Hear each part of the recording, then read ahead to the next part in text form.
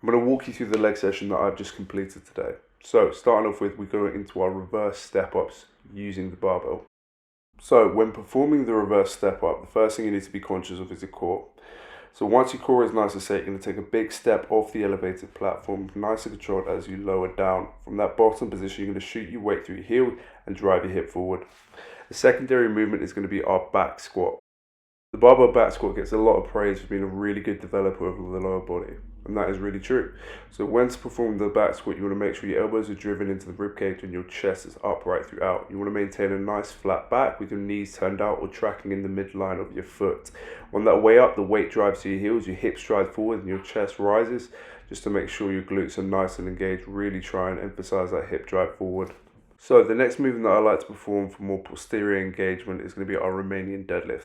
So in today's session, I've decided to advance this movement. So the advancement on this movement is going to be the use of a resistance band.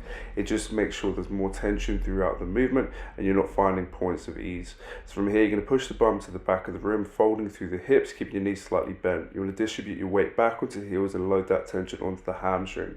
On the way up, you drive your hips forward and lift the torso up. We're going to round this up with the king of glute engagement, which is going to be our barbell hip thrusters. So when performing the barbell hip thrust, the focal point is driving the hips to the top of the room and creating a nice flat body position. You want to squeeze your glutes, making sure they're hitting full extension.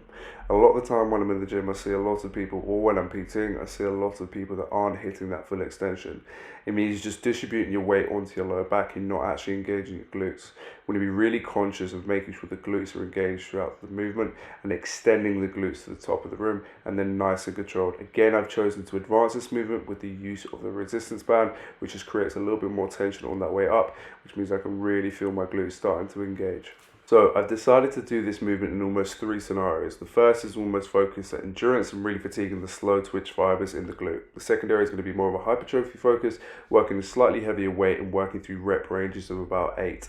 The third is going to be our power generation. So this really translates into athletic movements, driving the hips up as quick as possible against quite heavy weight, has a massive crossover to sport, really showing the versatility of this movement as a whole.